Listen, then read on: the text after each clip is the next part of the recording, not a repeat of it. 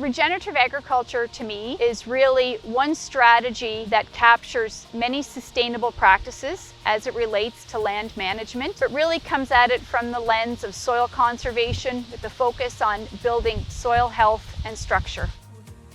Here at the Peak of the Market research site, we've decided that we've wanted to explore elements of regenerative agriculture to try and determine how we may be able to incorporate those into a potato production cycle.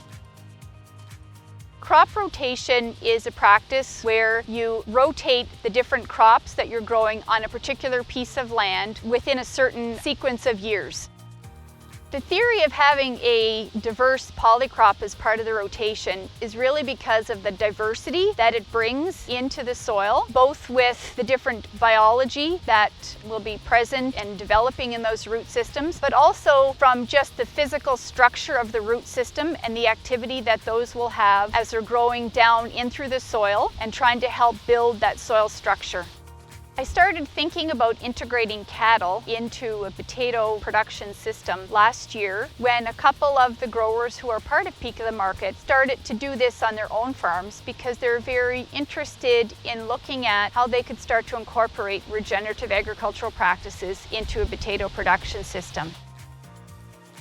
Keeping a permanent cover on the soil and then having livestock graze that maintains that soil cover to help reduce erosion, but it also keeps active living roots on the soil. And then the hoof action of those livestock helps to really incorporate in and stomp in the plant residue, but also the manure that's being produced at the same time.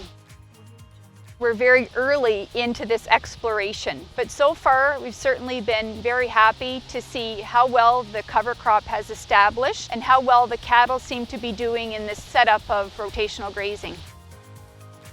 The end game of the research that we're doing here at the farm is really to generate data that growers can use to influence decisions that they're making on their farm, whether that's in the practices that they choose or it's the varieties they select to grow on their farm. And we have seen the results move to be implemented at farm level, and that's really the ultimate goal.